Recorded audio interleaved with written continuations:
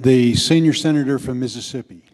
Thank you, Mr. President. The senator from South Dakota has said it well, and I just want to come down here today to echo that we've had so many misstatements made by people on the other side of the aisle this afternoon and this evening. I just think it cries out for explanations. Senator Thune is correct. This is a bipartisan bill that we're asking for consideration on, and we're asking that a vote be taken so that we can have the final 30 hours of debate and get to it tomorrow. America's crying out for this. The financial markets are watching us, and our economy is teetering on the brink.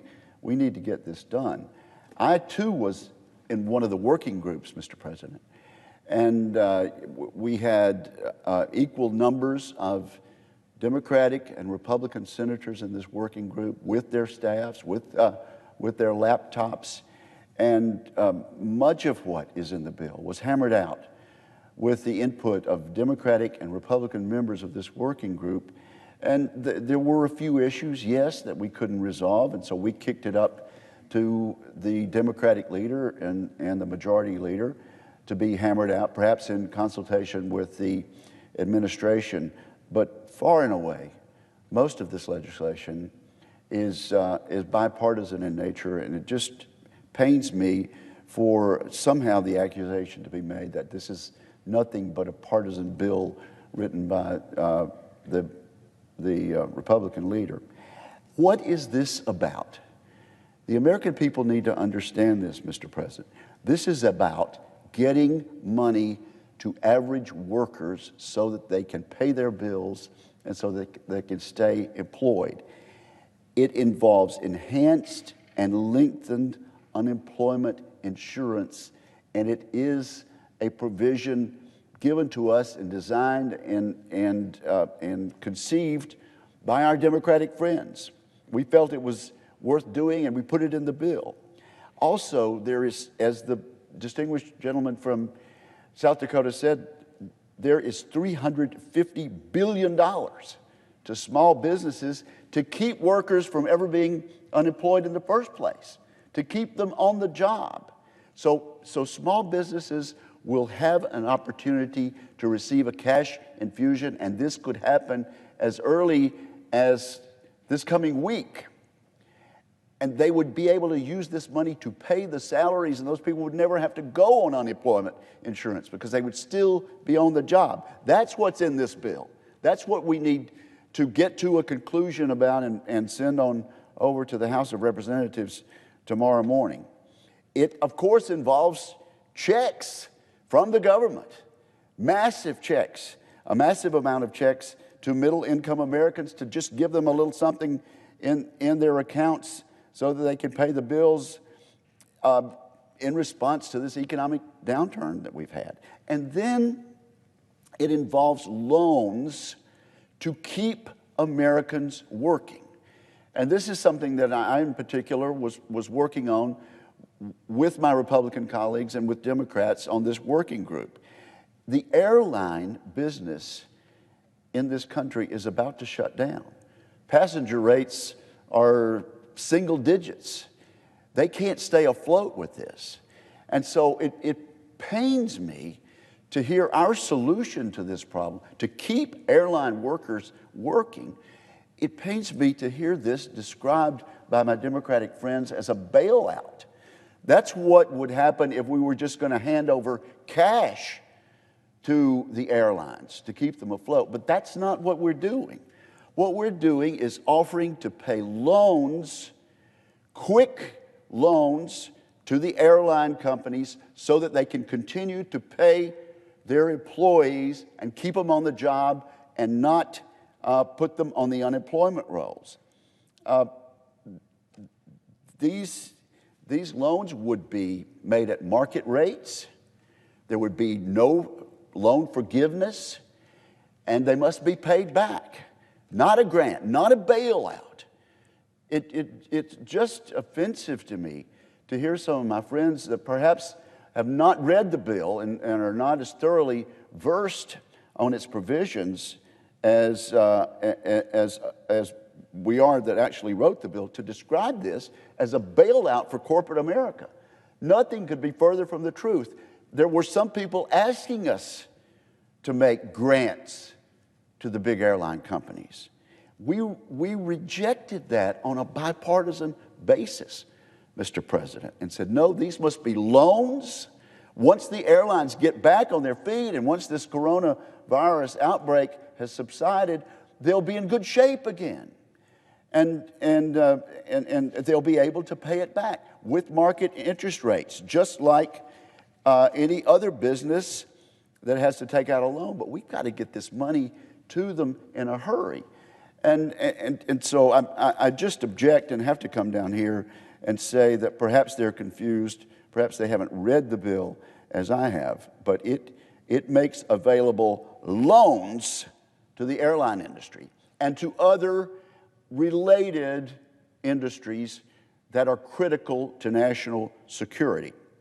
If I might, Mr. President, let me just read a sentence or two from the bill itself. This is bill language that I'm quoting. The Secretary may enter into agreements to make loans or loan guarantees to one or more eligible businesses. The applicant must be a business for which credit is not reasonably available. They can go out and borrow money from banks. This doesn't apply to them. But our airlines are going to need more money than that, and so this says that they must be paid back. The loan or loan guarantee must be sufficiently secured. Again, I'm reading from bill language. The duration of the loan or loan guarantee is as short as practicable. Now, my friend from Illinois, I appreciate the tone that he and my friend from Ohio used in their exchange just a few moments ago. And I do think there's a real possibility that minds of goodwill can come to an agreement tonight. The realities on the ground out in our country demand that and cry out for it. But again, I must take issue with my friend from Illinois saying that there were no restrictions on the loans that we're giving to the airline industries that we're going to allow the Secretary of the Treasury to give. And he mentioned specifically, we need to prohibit stock buybacks. These airline companies are going to get these loans. We need to have a provision in the law that prohibits stock buybacks. As a matter of fact, Mr. President, that is in the bill that we wanted to take up and we were unable to get a vote on, unable to get the requisite number of votes just an hour or so ago. We prohibit in the bill loans from being used by the company to buy back their stock. Here's bill language. Subparagraph E, except to the extent required under a contractual obligation in effect as the date of the enactment of this act, the agreement prohibits the eligible business from repurchasing any outstanding equity interest while the loan or loan guarantee is outstanding. So no corporate buybacks. We have answered one of the concerns that the Democratic whip mentioned in his remarks. None of this money can go to increase executive salaries. It must be repaid, and it must be repaid with interest. Our bill has explicit prohibitions against any loan forgiveness for any of the loans in this entire section. This is hardly a bailout, Mr. President. We are offering a lifeline. Again, this bipartisan language, hammered out by Republicans and Democrats, offers a lifeline to critical companies who would probably not survive. And we do it by providing carefully crafted and restricted loans to protect the taxpayers. Without these loans being available in the very next few days, some of these companies will file bankruptcy. Many thousands of these employees will lose their jobs. And we are trying to pass this bill to keep that from happening.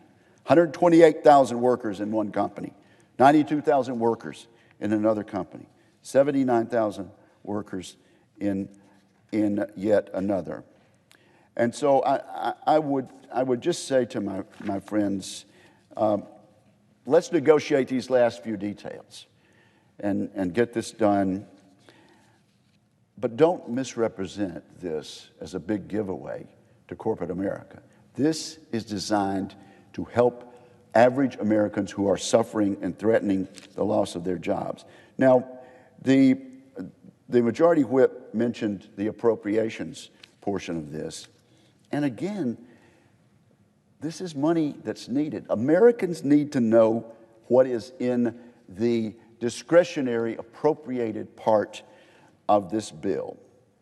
And so let me just tell you, more than 75% of it, $186 billion of the total, will go to state and local governments to help them get over over the hump in this terrible crisis. I've been contacted by officials from state and local government, and I told them that this bill has $186 billion to help them get through this crisis.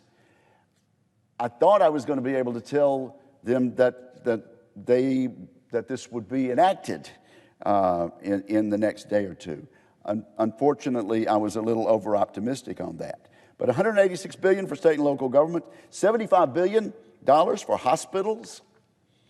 Clearly they need it. $20 billion for the Veterans Administration, $11 billion for vaccines, therapeutic, diagnostics, and other preparedness needs. Now, if there are larger needs, come and tell us that, and we'll work with people.